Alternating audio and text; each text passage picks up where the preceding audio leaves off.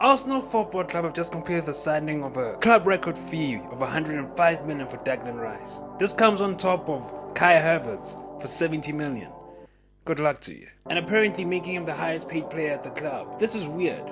Not the fact that they paid him the most, that's crazy in itself, but the fact that Arsenal are spending all this money. And it's not like it's coming from their own club's generated revenue. Trust me, they did well last season, but there's no way this is coming from the club on its own. Most of this money, or a lot of it, is coming from their owners. Yes, the kroenkes. Those guys. These are the same owners who were in charge when Arsenal were in a sort of a limbo where they couldn't achieve anything but an FA Cup and a Champions League spot. Same billionaire owners, by the way, where during COVID, they sacked a bunch of their workers, asked for government stimulus, and asked their players to take wage cuts. Billionaire owners, by the way. It even got so bad that Arsenal fans even started a campaign with the slogan, "We care. Do you?" Well, if the last couple of years, including this season, has shown anything, is that they care. They definitely care. What happened? Well, the kroenkes always cared about Arsenal. They just couldn't show it because, well, if showing it means that they have to throw money at the club, they're not going to throw money at something that they don't fully own. Arsenal were not fully owned by the kroenkes. They were owned by multiple owners who had their own interests. No one was willing to fully commit to the club. This left the club in a precarious situation where there was no external investment and the club was largely self-sustaining. They paid for their own stadium, their own transfer fees, their wages, everything. In fact, they even paid the owners. The club was rich. It has been rich. It makes its own money and can sustain itself to a top 4 level, but that's the best that they could do. They couldn't compete with the others. They needed that extra bit of investment, that extra push from the owners, so that someone can pay for the stadium whilst the club can focus on transfers. But they didn't get it, well, until recently. Until the kroenkes put their own money into the club, until they fully owned the club. In 2021, the kroenkes acquired 100% of Arsenal. And from that point onwards, they've shown that they care. Oh yeah, they really care. But there could be another reason why the Arsenal owners had to start caring. Because well, stop being self-sustaining, stop being profitable, and the kroenkes had to start caring. Around the end of the Arsene Wenger period and the beginning of the Unai Emery period, the banter era, Arsenal dropped out of the Champions, and that's a disaster for the club because they were essentially paying Champions League wages, filled with Champions League players, but not being in the Champions League. That's a massive drop in revenue. And again, this wasn't Wenger's fault. Arsenal was still performing to the level that was expected from them, from a self-sustaining point of view. I mean, look at it. He was still getting the same amount of points. The only difference is, teams got richer. Teams that were shit before got more points. The Premier League got better whereas Arsenal stayed the same. And if you stay the same, you move backwards.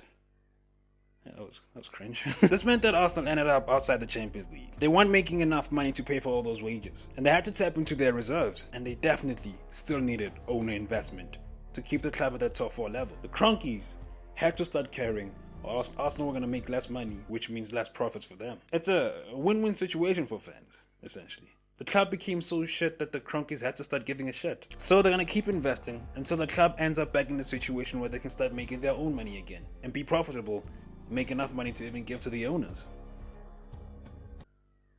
That's a bad thing. Not the fact that they're going to give money to the owners, that's a bad thing in its own, but that's a really bad thing. What happens when Arsenal start making enough money to the point where the kroenkes don't need to invest?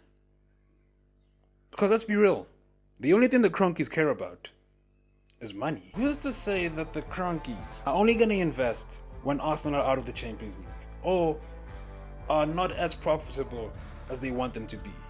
And that as soon as Arsenal are in a position where they can challenge all the time and are comfortably in the Champions League, all that money will stop coming. Because these are American owners. They're just like, well, they could be similar to the Glazers with Manchester United, where the Glazers only sanction the club to spend its own money. Yeah, the club's own money, by the way, when the club is out of the Champions League. As soon as they end the Champions League, that transfer spending really does slow down a lot. Because, let's be real, the only thing the kroenkes care about is money. Like I said, this is the same owners who, during the pandemic, retrenched some of their workers, asked for wage cuts from their players, and even fired people like mascots.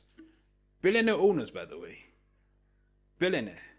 With a B. Literally, the richest human beings in the world, and yet they're sacking people because they want to keep the club afloat. They even took out government stimulus to keep the club afloat. Richest human beings alive, taking out money from the government to keep the club afloat. They only care about money. The same owners who, in their other business ventures, other sports franchises like the American football team, the Rams, got moved from St. Louis to Los Angeles, a more lucrative market so that they can make more money. The same owners who were willing, really first in line, to put Arsenal into the Super League so that the club can make more money and consistently be in the Champions League position without having to compete for more money. Yeah, I think they only care about making money. But it's not all doom and gloom. There are some positives when it comes to Arsenal and their ability to keep competing, even without Kroenke investment. But with Kroenke investment, I mean, look at them now. They're in the Champions League, they've challenged, yet they're still sanctioning transfer spending of nearly 200 million, well, more than 200 million, with massive wages. They still want the club to push on using their own money, the owners' money. The signs are good. It's unlike Liverpool, where whenever they get into a position where they challenge, they don't really build from that. Usually end up having a dud season afterwards because they didn't invest in anything. Or like United, where the Glazers are satisfied with a top 4 finish. So, if you want to know why the Kroenkes started caring about Arsenal, I don't know. This whole video was pointless, essentially. 3 reasons. 1, they always cared. They just needed full ownership to show it. 2, they had to start caring because Arsenal were not making a profit. Or 3, they didn't really care. Or they don't really care. And never will.